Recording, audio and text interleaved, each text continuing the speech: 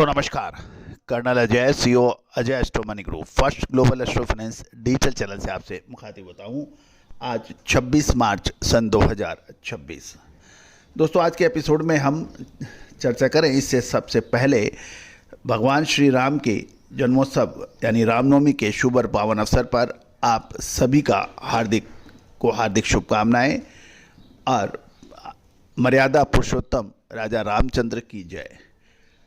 दोस्तों आज के इस एपिसोड में हम चर्चा करेंगे ऑस्ट्रेलिया में कपास की फसल। गौरतलब है कि भारत दुनिया का सबसे बड़े उसको कपास उत्पादक राष्ट्र होने के बावजूद बड़ी मात्रा में कपास का आयात भी करता है। उसमें ऑस्ट्रेलिया एक प्रमुख राष्ट्र माना जाता है। भारत सरकार और ऑस्ट्रेलियन सरकार के बीच एक समझौते के तहत कितनी ड्यूटी फ्री यानी जीरो ड्यूटी पर भारत कपास ऑस्ट्रेलिया से आयात करता है, उसके ऊपर भी चर्चा करेंगे।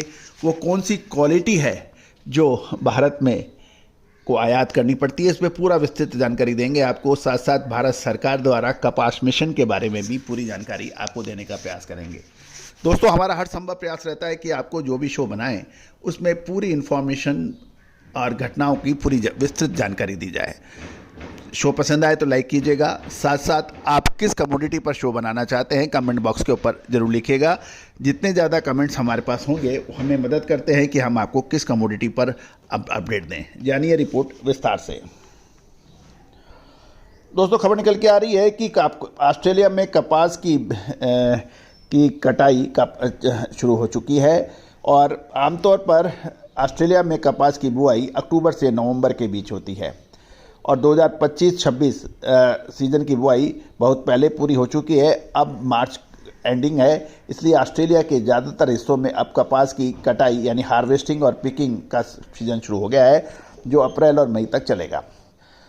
ऑस्ट्रेलिया में मुख्य रूप से न्यू साउथ वेल्स और क्वींसलैंड में कपास के क्षेत्र हैं और इस साल नॉर्दर्न टेरिटरी और वेस्टर्न ऑस्ट्रेलिया के कुछ क्षेत्रों में नई खेती भी की गई है।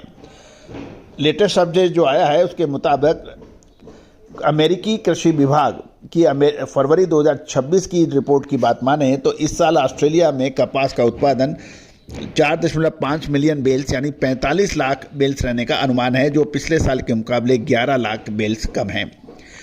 ये उत्पादन कम होने का प्रमुख कारण ऑस्ट्रेलिया में कपास की खेती का कुल रकबा यानी हार्वेस्टिंग एरिया इस साल लगभग 22% घटकर 4,70,000 हेक्टेयर रह गया है। गिरावट का प्रमुख कारण लगातार 4 सालों से ऑस्ट्रेलिया में बम्पर पैदावार के बाद इस साल सिंचाई के लिए पानी की अवेलेबिलिटी यानी कम जल भंडारण और वैश्विक बाजार में कपास की कीमतों में सुस्ती के कारण किसानों ने कम रकबे में बुआई करना सुरक्षित समझा है। ये ऑस्ट्रेलियन किसानों की बात की जा रही है। ऑस्ट्रेलिया अपने कपास का अधिकांश हिस्सा निर्यात करता है। चीन, भारत और वियतनाम अभी भी इसके सबसे बड़े खरीदार माने जाते हैं। मार्च 2026 के ताज़ा आंकड़ों की बात करें तो ग्लोबल कॉटन मार्केट में कीमतों पर दबाव के कारण ऑस्ट्रेलिया के निर्यात मूल्य में थोड़ी कमी देखी गई है, लेकिन निर्यात की वॉल्यूम बढ़ी है क्योंकि एशियाई स्पिनिंग मिल्स आकर्षक कीमतों पर अपना स्टॉक बढ़ा रही है। दोस्तों अब हम समझ लेते हैं कि भारत और ऑस्ट्रेलिया के बीच ड्यूटी फ्री कोटा या क्या ये एग्रीमेंट है। दोस्तों भारत और ऑस्ट्रेलिया के बीच कपास व्यापार का सबसे ज़्यादा जो इंपोर्ट हो रहा है उसकी वजह है भारत ऑस्ट्रेलिया आर्थिक सहयोग और व्यापार समझौते AIECTA। शुद्धता ऐसी जो हर घर की पसंद बने। सुधा महेश ठक्कर, हल्दी के विश्वसनीय निर्यातक। आज ही संपर्क करें। जो दिसंबर 2022 में लागू हुआ था। इसमें जीरो ड्यूटी कोटा की बात की गई थी। इस समझौते के तहत भारत हर कैलेंडर वर्ष में जीरो कस्टम ड्यूटी पर ऑस्ट्रेलिया से 51,000 मैट्रिक टन यानी लगभग 3 लाख बेल्स कपास के आयात की अनुमति देता है जीरो ड्यूटी पर। कॉस्ट एडवांटेज वाली बात यह है कि इस आयात शुल्क छूट की वजह से भारतीय बाजार में ऑस्ट्रेलियन कपास को अन्य देशों के मुकाबले कीमत में भारी बढ़त मिलती है, लेकिन 51,000 मैट्रिक टन ही एक कैलेंडर ईयर के अंदर इंपोर्ट किया जा सकता है, जो लगभग 3 लाख बेल्स होता है। अब हम समझ लेते हैं भारत ऑस्ट्रेलिया से कपास का इंपोर्ट करता क्यों है। जबकि भारत दुनिया के सबसे बड़े कपास उत्पादक देशों में से एक है, उसके बावजूद किन विशेष कारणों से ऑस्ट्रेलिया से कपास मंगानी पड़ती है? इसका प्रमुख कारण है प्रीमियम क्वालिटी। ऑस्ट्रेलिया की कपास अपनी मजबूती, रेशे की लंबाई, विशेष रूप से एक्स्ट्रा लॉन्ग स्टेपल जिसे ELS कहते हैं, और बेहद कम मिलावट यानी लो की वजह से दुनिया भर में मशहूर है। भारत की स्पिनिंग मिल्स प्रीमियम क्वालिटी का धागा और उच्च गुणवत्ता वाले कपड़े बनाने के लिए हाई ग्रेड फाइबर की आवश्यकता होती है। वे इसे घरेलू कपास के साथ ब्लेंडिंग करते हैं यानी मिलाते हैं, ताकि ग्लोबल एक्सपोर्ट के लिए शानदार प्रोडक्ट तैयार किया जा सके। 2025-26 में भारतीय टेक्सटाइल कंपनियों ने अंतर्राष्ट्रीय ब्रांडों की कड़ी क्वालिटी संबंधी आवश्यकता पूरा करने के लिए अपना इस सप्लाई चेन को डाइवर्सिफाई कर रहा है, और यही वजह है कि ऑस्ट्रेलिया उसके लिए एक बेहद भरोसेमंद आयातक देश बन गया है। अब भारत और ऑस्ट्रेलिया कपास के सबसे बड़े खरीदारों में से एक है, और 2025 के शुरुआती आंकड़ों के अनुसार भारत ने बड़े पैमाने पर आयात किया है। भारत की टॉप 5 एक्सपोर्टर मार्केट में अपनी जगह पक्की कर ली है। अब हम जान लेते हैं कि भारत में एक्स्ट्रा लॉन्ग कौन कौन सी किस्म की पैदावार होती है। भारत में ELS यानी एक्स्ट्रा लॉन्ग स्टेपल का उत्पादन मात्र 2 से 4 लाख बेल्स है, और जबकि इसकी रिक्वायरमेंट यानी आवश्यकता लगभग 10 लाख बेल्स की होती है, तो लगभग 6 से 7 लाख बेल्स का हमें इंपोर्ट करना पड़ता है। भारत में मुख्य रूप से सुविन, जो दुनिया की सबसे बेहतरीन और लंबे रेशे वाली कपास मानी जाती है, DCS 32 इस सेगमेंट में इसी संकर किस्म की खेती से इसको बढ़ावा मिलता है। तीसरी लॉन्ग स्टेपल रेशे वाली जो स्टेपल की जो है वो MCU 5 है, जो सुपर फाइन मानी जाती है।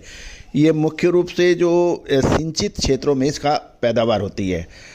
अन्य प्रमुख किस्में जो हैं TCH 213, सीमा HB 3 और सारा 2 जैसी हाइब्रिड किस्में भी उगाई जाती हैं।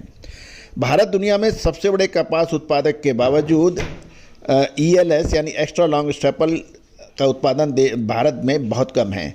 भारत में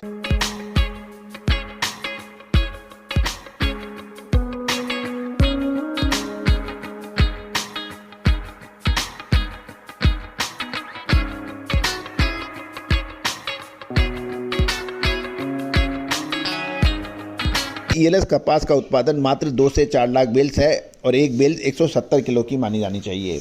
खेती का रकबा, इसकी खेती लगभग 2 लाख हेक्टेयर के सीमित क्षेत्र में होती है, और यही वजह है कि आज 9 से 10 लाख बेल्स की आवश्यकता है और 2 से 4 लाख बेल्स का उत्पादन है, तो बड़ी मात्रा में इसका आयात करना पड़ता है। एक्स्ट्रा लॉन्ग स्टेपल का जो है वो खासकर जो DCS 32 का जो है, जो कर्नाटक राज्य में इसका उत्पादन है, विशेषकर धारवाड़ और हावेरी जिले इसके मुख्य केंद्र है। तमिलनाडु में कोयम्बटूर, इरोड और डिडिगुल के आसपास क्षेत्रों में MCU 5 और सुविन जैसी प्रीमियम किस्में उगाई जाती हैं। मध्य प्रदेश में विशेषकर रतलाम और उसके आसपास के क्षेत्रों में इसका उत्पादन, आंध्र प्रदेश के कोस्टल एरिया में भी इसका उत्पादन होता है। उड़ीसा के नवरंगपुर क्षेत्र में MCU 5 किस्म का उत्पादन होता है, और देश में इस प्रीमियम कपास की भारी मांग को देखते हुए सरकार इसका उत्पादन बढ़ाने के लिए का प्रयास कर रही है, और 2025-26 में इसका ऐलान भी किया जा चुका है। केंद्रीय बजट 2025-26 में सरकार ने कपास की गिरती पैदावार और क्वालिटी सुधारने के लिए एक 5 वर्षीय मिशन की घोषणा की है, जिसका मुख्य फोकस देश में ELS यानी एक्स्ट्रा लॉन्ग स्टेपल कपास की किस्मों को बढ़ावा देना है। इस मिशन के तहत किसानों को जलवायु अनुकूल, कीट प्रतिरोधी, उच्च उपज वाले बीज विकसित करने के लिए उन्नत बायोटेक्नोलॉजी और एग्रोनॉमी प्रथाओं की जानकारी दी जा रही है, और इस नोडल एजेंसियों में मिशन कृषि अनुसंधान व शिक्षा विभाग DRA द्वारा कपड़ा मंत्रालय के साथ चला जा रहा है। ये मिशन सरकार की महत्वाकांक्षी 5F विजन के इर्द गिर्द बना गया है, जिसका लक्ष्य पूरी तरह सप्लाई चेन को मजबूत करना है, यानी फार्म टू फाइबर, खेत से रेशे तक, फाइबर टू फैक्ट्री, रेशे से कारखाने तक, फैक्ट्री टू फैशन, कारखाने से फैशन तक, फैशन टू फॉरेन यानी फैशन से विदेशी निर्यात तक इसका उद्देश्य है। और इसका उद्देश्य कस्तूरी कॉटन इंडिया ब्रांड को ग्लोबल स्तर पर प्रीमियम पहचान दिलाना बनाया गया है।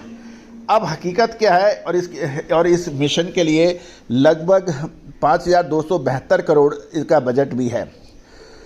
अब वर्तमान ज़मीनी हकीकत कुछ और ही कह रही है।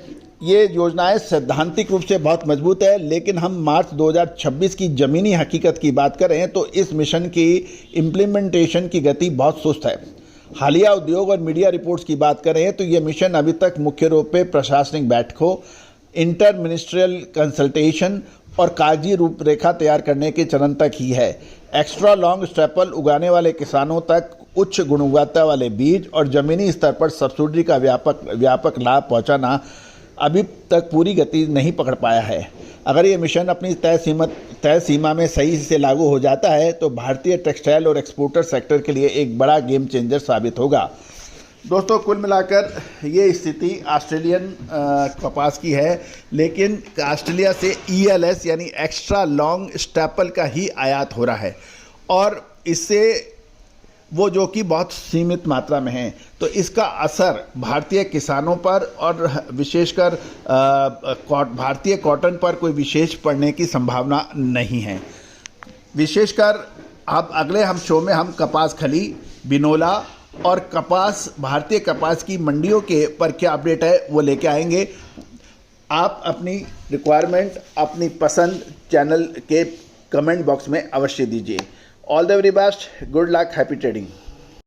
मसाले, खुशबू और प्योर झांझ, टेस्ट से भर दे हर जुबां पे स्वाद। एवरीडे मसाले, देश का स्वाद।